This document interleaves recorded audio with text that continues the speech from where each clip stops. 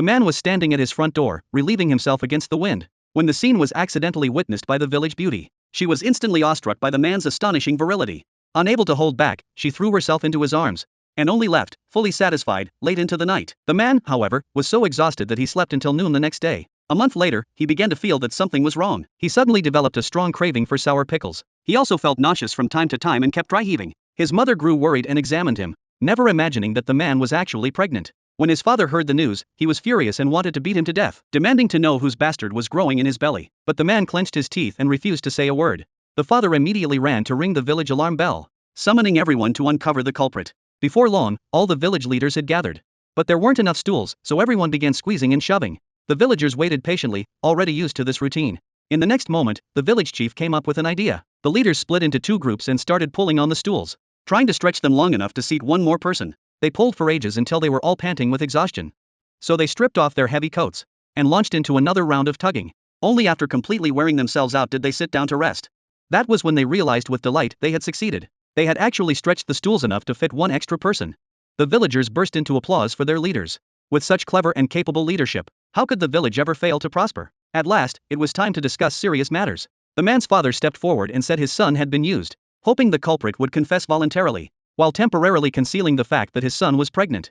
The village beauty sat in the front row, striking seductive poses, never once suspecting the matter had anything to do with her. After all, there were far too many men in the village who had slept with her. The man knew nothing of his father's efforts. He still had no awareness of being an expectant father. His heart was completely devoted to his beloved tractor. Who could have guessed that the tractor he'd spent a fortune on wouldn't even start? He went to argue with the soldier who sold it to him, but the seller claimed all sales were final. Left with no choice, the man pushed the tractor himself. After finally pushing it up a hill, he was rewarded with a brief moment of joyful downhill rolling. But once the slope ended, he was back to pushing by hand. Out of desperation, he stole a small donkey to pull the cart. The man had spent all his savings to buy the village's first second-hand tractor. Yet this second-hand junk still wouldn't start, leaving him to push it along miserably.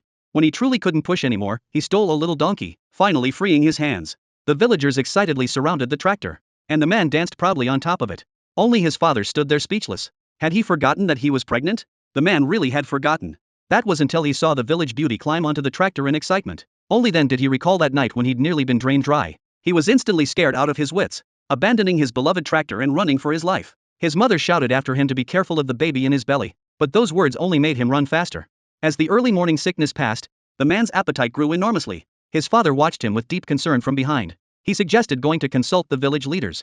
They were well informed and experienced. Perhaps they knew something about men getting pregnant. So the man obediently went to a leader's house and told him about his pregnancy. The leader reacted as if he'd heard the greatest joke in the world, laughing hysterically like a madman. The man laughed along, but laughed so hard he nearly harmed the baby. Seeing his instinctive reaction, the leader finally realized he wasn't joking.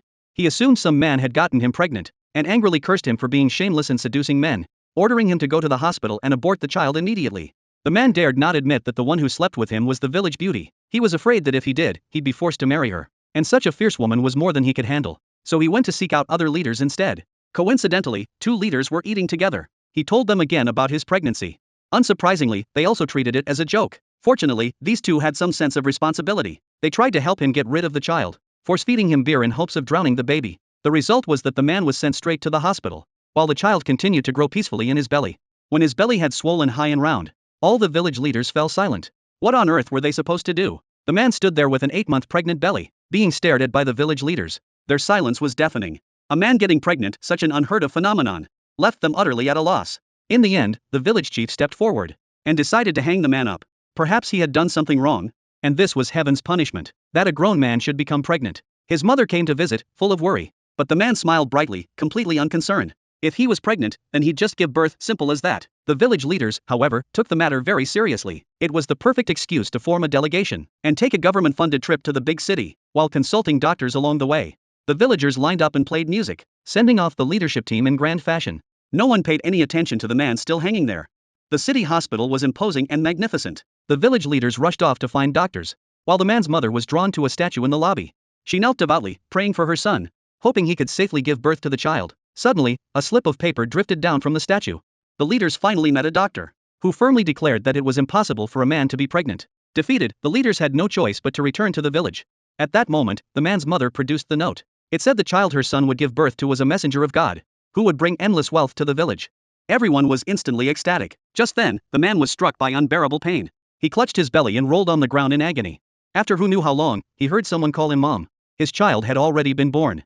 The baby was different from ordinary children from birth, and openly told the man that he was a divine messenger.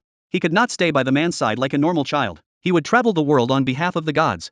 After bidding the man farewell, he left. Freed of his pregnancy, the man returned to the village feeling light and unburdened. The villagers welcomed him with great enthusiasm. Or rather, they welcomed the divine messenger. But when they learned that the messenger had already departed, the villagers erupted in anger and raised stones. They blamed the man for letting their chance at fortune slip away. They stoned him alive and buried him under rocks. Having missed their one chance at sudden wealth, everyone returned to their old, poor lives. The man buried beneath the stones was, as always, forgotten.